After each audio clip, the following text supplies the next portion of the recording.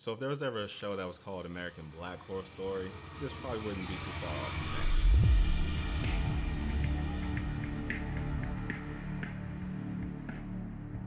So Lovecraft Country Season 1, Episode 3 begins with a kind of a time jump. I'm gonna be honest, at first I wasn't quite sure where we were in terms of time. I wasn't sure if we were in the past, present, or future, but apparently we're in the present day, months following the events that took place in the Artem. So Tix moved in with his aunt Hippolyta, his cousin Dee. His father Montrose has turned into the bottle in grievance of his brother or his Uncle George.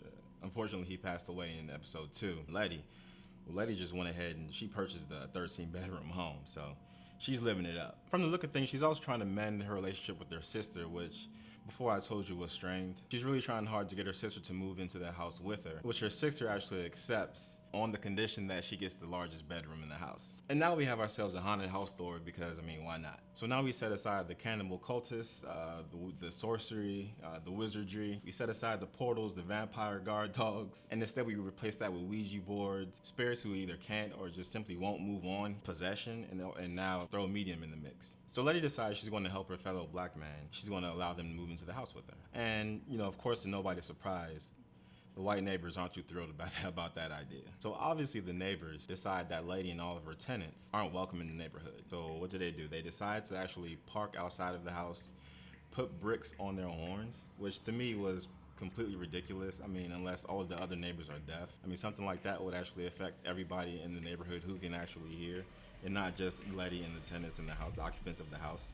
So that didn't really make any sense to me, but you know, to each his own. And one thing that I really loved about this episode was how heavily it featured Journey Smollett as Letty, and how she really owned this episode and shined, showing off some serious range and her ability as an actress overall. I mean, she had it all going here in terms of showing her emotions. You could really feel what she was going through. She was hitting all the right beats. And it's not like she hasn't performed well up to this point, because she certainly has in the first 2 episodes, but this show really allowed her to flex her acting chops in a way that we haven't really seen up to this point. Centering in on her at this point of the series felt like the right decision to make, because I felt like it was time for us to get some context to, you know, and learn more about her backstory, as she is definitely an integral part of the story. I mean, she's dealing with the events of the past 2 episodes that she admits that she hasn't really quite processed yet. She acknowledges the fact that she had in fact died, and in that death, she actually lost a piece of herself.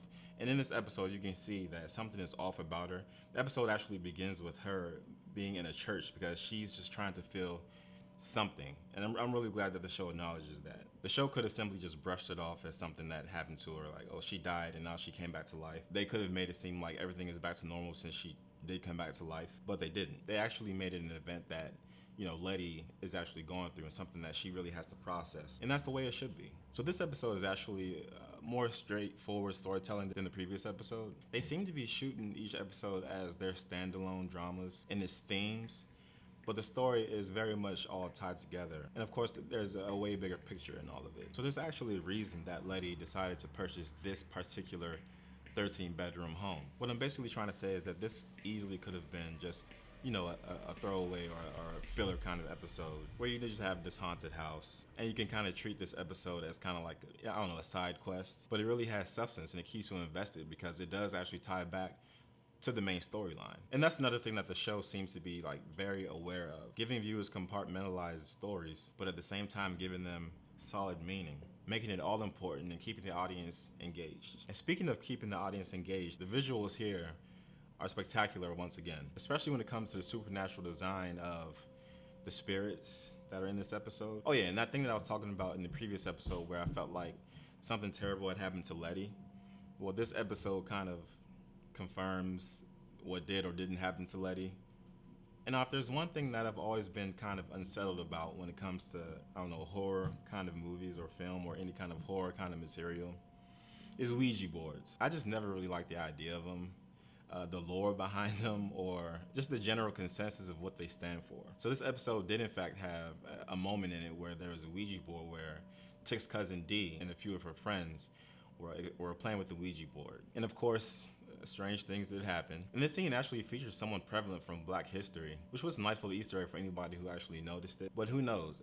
I don't know if it was actually an Easter egg or if this character would actually play an integral part in the story moving forward.